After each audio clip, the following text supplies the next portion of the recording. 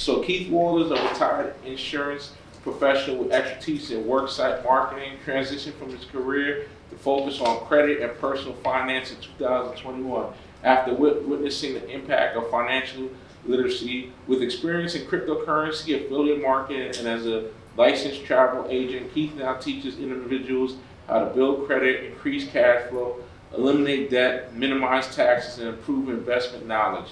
Influenced by self-development coaches like Les Brown and Jim Rohn, he values personal growth and the principle for things to change, you have to change. So I'll give it up for Keith. Wow, you tough act to follow. I worked for it for a short period of time too, so I know what the world is very well. That's the company. Good afternoon, everybody. How you guys doing? And it's good to be here. This is very powerful. I'm just sitting here processing myself because the information we're hearing from everyone is stuff we have to take to heart. And we talked about foundations. We talked about the importance of financial literacy and financial education.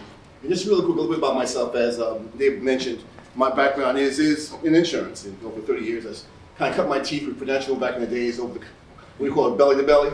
Yes. Door to door, that kind of thing. But I realized that it was a more efficient way. We can go to a work site instead of going to someone's home. Does this ever happen to anybody, insurance agents in here in the room? You go to their home, they, it's supposed to be, my appointment's 8 o'clock, but no one's answering the door. And you go to your car, you look out, you see somebody looking out the window, you see if you left or right, you don't have that experience. But, so I decided to go into the work site because I can talk to a room like this. And if you like what we had to say, you can sign up, it's payroll deduction, blah, blah, blah. I'd have no nights and weekends. So it was great.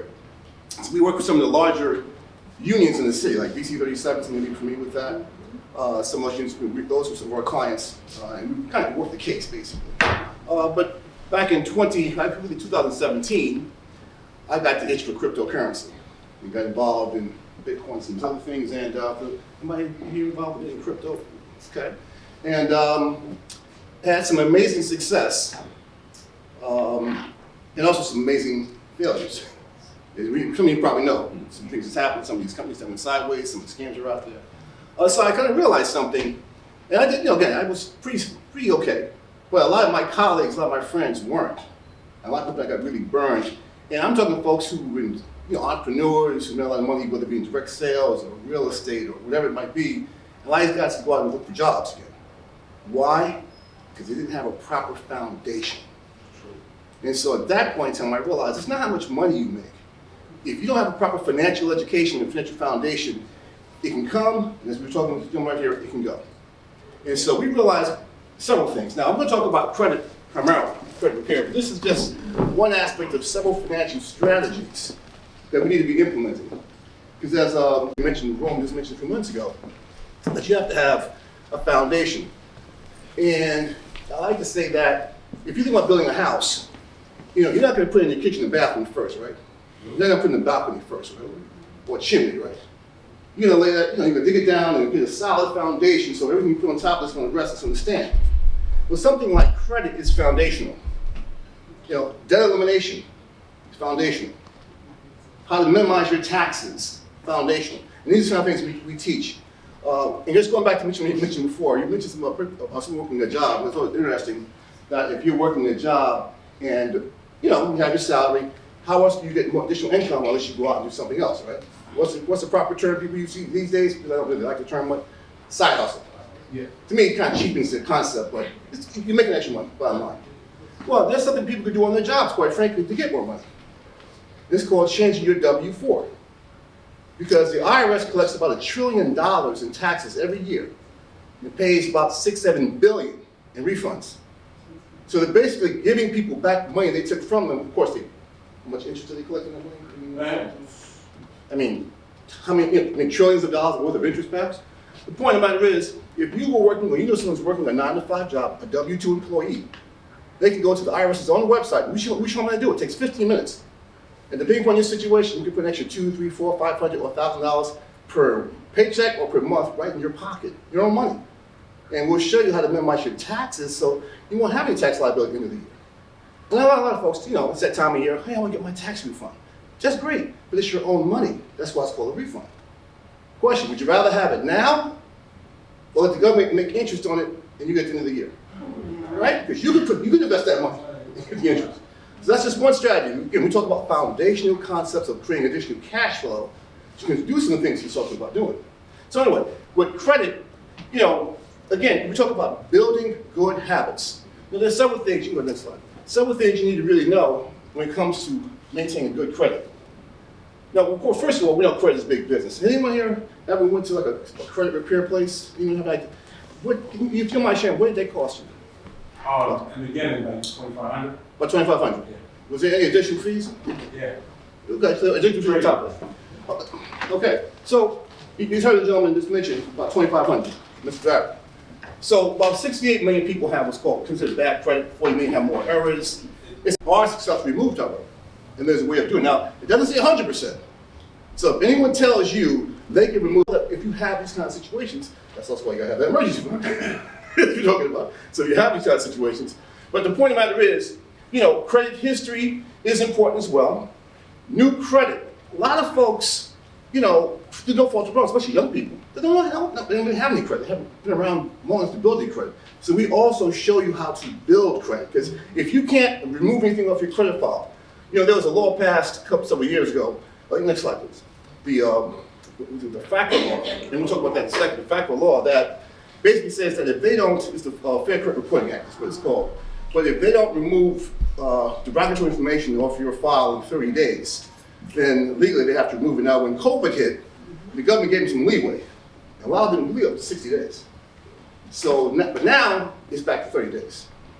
So what you want to do when you have, we have, and this is part of our system here, we have a whole system where we provide dispute letters, automated letter writing, so you have all the different letters you need to dispute anything on your credit file. Some things can be disputed over the phone, but we don't want to do that or do it online in many cases because, again, you're shortening that 30-day period. If they respond right away, they say, oh yeah, that's your bill, that's your your bill or your account. Another thing, go to the next slide, please. Another thing is, you ever get your credit report? Recording stopped. You get your credit report, and should I continue? You get your credit report, and you'll notice they'll have your account, maybe you're delinquent on, and they'll may say XXXXX, the final part of the account number at the end of it, right? And so you're going to dispute that, and what are you going to do? Well, let me get the full account number and write the account number in it, right? Well, guess what you just told them? That's your account. So just something as simple as that. If whatever they say, whatever's on there, that's what you put on there. And one of the first things you want to dispute is, when you get your credit report, by the way, you can do this, guys, on a website, freeannualreport.com. Annualcreditreport.com is free. You can just pull down it and just download it. They won't give you the score, they'll just give you the reports from the three main bureaus, main agencies rather, which is Experian, TransUnion, and Equifax. Thank you. So with those three right there, you want to check to see if your name is properly spelled, if they have other spellings of your name, or junior, or this or that. If that is not the name that you have on your documents, your driver's license, your passport, your birth certificate, then that should not be on. You should not have that on your credit file. Okay, you can have that removed. You say, hey, remove that. Old addresses, old jobs, all that should be removed. Why? Because now it's harder for them to track what bill goes to who. Because all we're trying to do is try to get them to respond if they can within the 30 days to verify the information. The harder you make it to verify the information, the easier to get those things off of your credit file. That's if you're removing, but again, there's gonna be some times, and guess what? It's a legitimate bill of yours, right? You know you didn't pay it. They respond in 30 days, so guess what? It stays in your credit file. However, there are other things you can still do to build credit, and we have credit builder systems in place. So we talked about debt elimination. These are just some solutions, in terms of credit utilization, paying down your debt. You also increase your credit limit to get additional credit. Now, we don't say go out and start using the credit, just get the credit. So now, where before, when you looked at, maybe your credit cards based on your usage, you had 40% usage. Well, if you got a credit card with another $5,000 or $10,000 limit, now your usage just went down. So that's another way of increasing your credit score. And of course, they mentioned before, like new credit. So those, next slide, just a few things you can do. And again, so those individuals, like I said, who are young, just getting started, or maybe you had some issues in the past, find a relative or friend that's going to, with good credit card history. This has to be added as an authorized user. You're not going to get a card, but what happens is you get the benefit of their payment history. Okay? So these are some of the things, just little things you can do to begin to build your credit. And we have a system in place where, with all the tools, it's totally automated, it's all online, all the letters, all the software, everything you need to do these things. And the next slide, please. And this goes on to what we talked before about adding new credit. We have showing how to get credit builder loans. We have ways to get secure credit cards and department credit cards. So again, if you're in the process, even if you've had credit before, but like I said, if you have things on your credit report that you cannot get off, this is a way to still increase your credit score, because now you are building a new credit. So this is something you want to take a look at, depending on your situation, anyone that you happen to know. So, in fact, I have something on here, these little posters, so I'm going to leave over here, talk about some of the different areas that we kind of focus on. Like I said, one of the main ones is credit, because it's such a big part, and it's something people have at the top of their minds. But like I said, debt elimination is very, very important as well. Okay, next slide, please. So let's talk about the solution, right? Revolving debt, installment debt, you know the difference, right? The revolving debt, you know, the credit card debt, the installment debt, you know, like for instance, you have a car note is installment. So once you complete the first 4 scoring factors, you'll have a credit mixture. You want to have basically 3 revolving to 1 installment. So let's say 3 credit cards, maybe an auto loan, that kind of thing. Next slide. So you know, on our platform, we have a variety of short videos, a whole series of letters already pre-set up. All you gotta do is just type in your information one time, print it out. It has all the details, all the credit bureau information. We have debt elimination software. We have all these different tools. And that's why I asked the question before, it really costs you to repair credit. And the gentleman mentioned there's platforms out there that charge as much as $2,500 up front and then monthly. I know there are plenty of programs that charge you $300, $400, $500, and then as much as $150 or $75 a month. You can do, you know, what I'm showing you right here. We offer a platform in a membership, a national membership. Normally it's $39.95 a month, but because in the middle of the holidays, you can actually enroll on this platform for $9.95. Okay, and then 30. Flyers too. Flyers too. Yeah, Austin, David has flyers. So, and this platform has helped generate over $1 billion in positive cash flow for its members over the last 19 years, because the company's been around since 2005, based out of Atlanta. And the company actually called My Econ because it stands for My Economy.